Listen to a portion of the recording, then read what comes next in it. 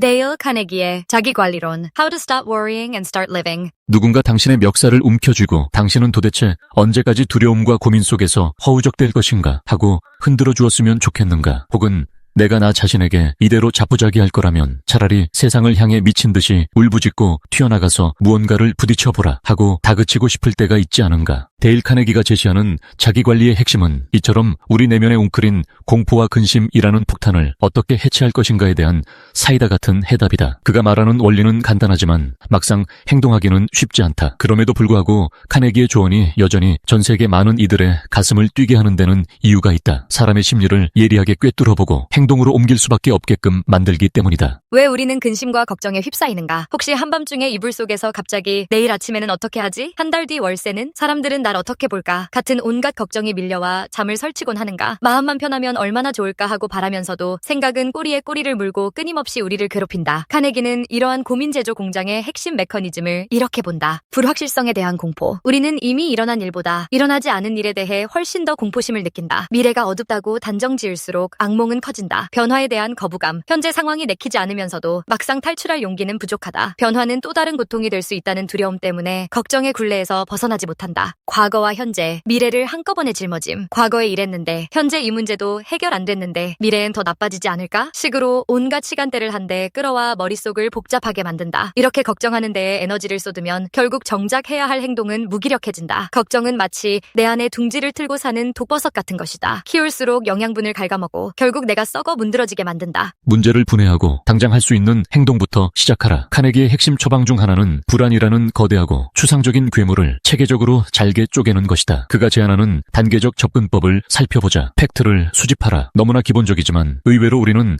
팩트 자체보다는 상상과 추측에 휩싸여 자신을 괴롭힌다. 예를 들어 갑작스러운 인사 발령 가능성 때문에 밤마다 잠을 설친다면 실제로 회사 인사 정책이 어떻게 변화하는지, 누가 비슷한 사례를 겪었는지, 지금 내 성과는 어느 수준인지 객관적 정보를 모아보자. 막연한 불안이 아니라 구체적 증거가 되는 사실에 초점을 맞추면 생각이 맑아진다. 문제를 정의하라. 팩트를 모은 뒤엔 진짜 문제를 명확히 규정해야 한다. 결국 내 고민은 회사에 잘릴까봐 무서운 게 아니라 아예 직업 전체를 바꿔야 할지도 모른다는 두려움이었구나. 혹은 문제는 저 인간이 나를 미워하는 게 아니라 내가 그의 비난을 과도하게 받아들이고 있었던 거였군. 이런 식으로 문제의 본질을 뾰족하게 정의하면 그 불안이 어디에서 오는지 명확해진다. 해결책을 찾고 결단을 내려라. 문제의 본질이 잡히면 가능한 해결책을 전부 나열해본다. 내키지 않는 안도 포함해서 될 수 있는 한 객관적이고 다양한 선택지를 고려한다. 그리고 그중 하나를 골라 결단한다. 고민 속에 떠나지 못하고 머무르면 결국 제자리 걸음이다. 결단은 더 이상 불필요한 걱정에 블랙홀에서 빠져나오는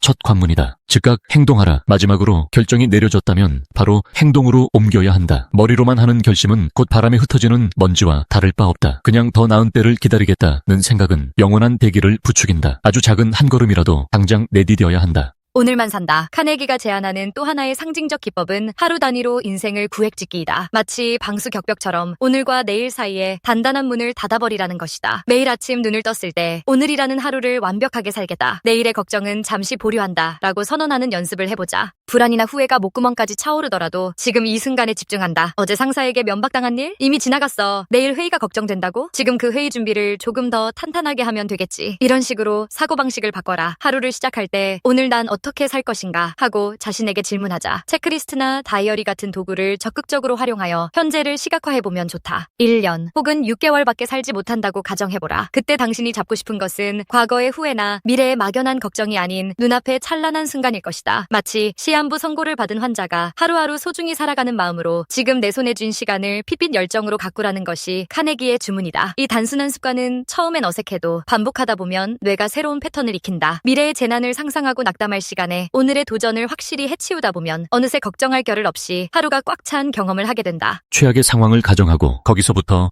반등하라. 우리에게 가장 잔인하면서도 반대로 해방감을 주는 전략 중 하나가 바로 최악을 가정하기다. 이는 이미 난 망했어. 더 이상 잃을 것도 없어. 라는 식으로 완전히 자포자기하라는 의미가 아니다. 오히려 극한의 상황을 상상하여 미리 감정적으로 대비함으로써 예상치 못한 공포에 휘둘리지 않겠다는 것이다. 최악의 시나리오 작성. 이 일이 잘못된다면 나는 어떤 상황에 처할 수 있는가? 가능한 한 구체적으로 디테일하게 그려본다. 돈을 모두 잃고 집에서 쫓겨나고 SNS에는 나를 비난하는 글이 넘쳐나고 연인은 나를 떠나는 등 상상하기 싫은 모든 것을 펼쳐놓는다. 감정 수용. 그 끔찍한 그림을 마주한 뒤 마음속으로 설령 정말 그렇게 된다 해도 난 살아남을 것이다. 내가 죽지 않는 한 다시 어떻게든 일어설 기회가 있을 것이다. 라고 되뇌어본다. 반등 전략 모색. 일단 최악을 감정적으로 수용하고 나면 그래도 현실에서 이걸 최대한 피하려면 어떻게 해야 하지? 라며 역으로 반등할 방안을 찾는데 집중할 수 있다. 최악의 상황보다 조금 덜 나쁜 결과를 위해 혹은 조금 더 나은 방향을 위해 행동하게 된다. 이 방법은 마치 독한 약 같다. 단번에 삼키기 어렵지만 막연한 두려움을 파편화해 우리의 신경을 해방시키고 발빠르게 움직이도록 자극한다. 상대를 파악하고 인간관계를 두려워하지 마라. 자기관리라고 하면 보통 혼자 하는 자기개발을 먼저 떠올린다. 하지만 데일 카네기의 철학은 결국 사람들 속에서 자신을 다스리는 법과도 밀접하다. 인간관계에서 발생하는 갈등, 시기, 질투, 비난, 오해 등은 우리의 정신을 산산조각 낼 만큼 엄청난 에너지를 소모시킨다. 이를 두려워하면 할수록 우리는 점점 더 움츠러든다. 상대의 입장을 상상하는 능력, 갈등이나 비판은 대부분 이해 부족에서 온다. 도대체 왜 저 사람은 내게 저럴까? 라고 짜증을 내기보다 저 사람의 입장에선 어떤 불편이나 욕구가 있을까를 추론해보는 습관이 중요하다. 성급한 판단을 멈추는 연습. 타인이 던진 한마디에 곧바로 자아가 짓밟혔다고 생각하며 속을 태우지 말자. 상대의 말 배경을 찾고 오해가 있었다면 풀 기회를 가져라. 칭찬과 인정의 힘. 카네기가 유난히 강조하는 점 중 하나가 바로 진심 어린 칭찬의 힘이다. 세상 누구나 자신이 특별하다고 인정받고 싶어 한다. 내가 상대를 인정하고 존중한다면 나에게 돌아오는 태도도 훨씬 부드러워질 확률이 높다. 이는 인간관계라는 복잡한 전쟁터에서 활로를 찾는 중요한 무기다. 결국 자기관리와 대인관계 관리는 동전의 양면처럼 맞물려 있다. 내면이 강건해질수록 타인을 이해하는 여유가 생기고 타인을 이해할수록 내면의 불안도 잦아든다. 이 선순환을 만들어내는 것이 핵심이다. 실패를 기회로 삼고 집착을 내려놓아라. 인간은 욕심이 많다. 더 높은 연봉, 더 멋진 차, 더 큰 집, 더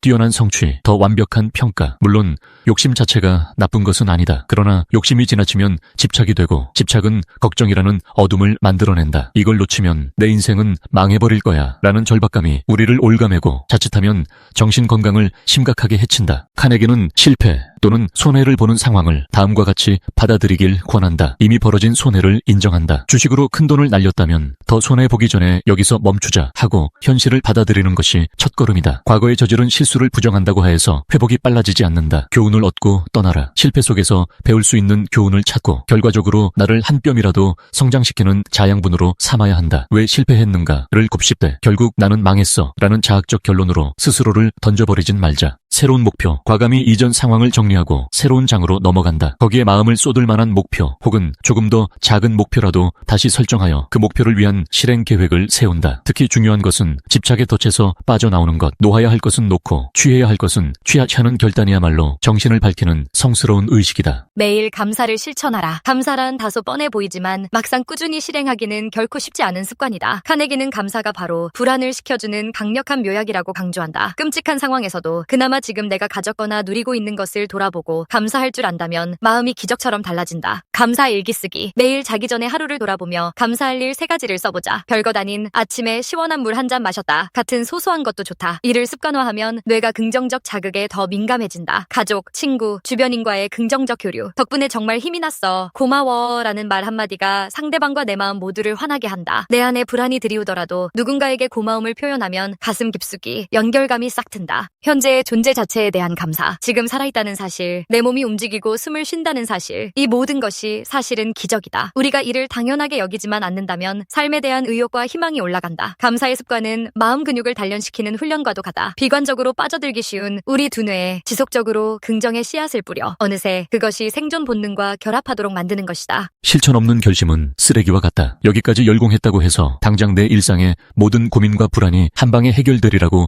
기대하기는 어렵다. 많은 사람들이 자기 개발서를 읽으면서도 실제 행동으로 옮기지 못한다. 그러면 그저 활자에 깃든 위안만 잠시 느끼다가 이내 다시 걱정의 늪으로 빠져버린다. 작은 것부터 시작, 하루치 걱정만 하기, 감사일기 쓰기, 결정 후 즉각 행동하기 같은 사소한 실천부터 해보라. 무리한 목표를 세우면 금방 포기하게 된다. 성과를 기록. 조금이라도 내가 실천한 일이 있으면 기록해놓자. 오늘 아침 회의를 준비하며 집중력을 높였더니 어제보다 더 나은 발표를 했다. 같은 작은 성공담이 반복되면 뇌는 즐거운 보상을 느끼고 더 큰 실행 인생력을 발휘한다. 지속적 점검, 일주일, 한 달 간격으로 나는 지금 걱정의 수렁에서 어느 정도 벗어났는가, 혹은 아직 어떤 부분이 미진한가를 점검한다. 그리고 필요하다면 책을 다시 참조하거나 다른 조언을 구해보는 것도 좋다. 카네기는 생각하고 결단하고 즉시 행동하라는 말을 거듭 강조한다. 서재에 꽂혀 있는 책 한 권에 불과했던 지식을 실제로 몸과 삶에 녹여낼 때 우리는 진짜 변화를 맛볼 수 있다. 무모할 정도로 삶을 붙들어라. 데일 카네기의 자기관리론은 단순한 걱정 극복 매뉴얼을 넘어 삶을 향해 과감한 태도를 가지라는 선동에 가깝다. 우리는 망상과 공포, 사람들의 시선과 비난, 과거의 실패와 미래의 불안을 모두 등에 짊어지고 산다. 그 무게에 허리가 휠 만큼 괴로워도 이상하게 우리는 그 짐을 내려놓지 못하고 스스로 옥죄기도 한다. 카네기는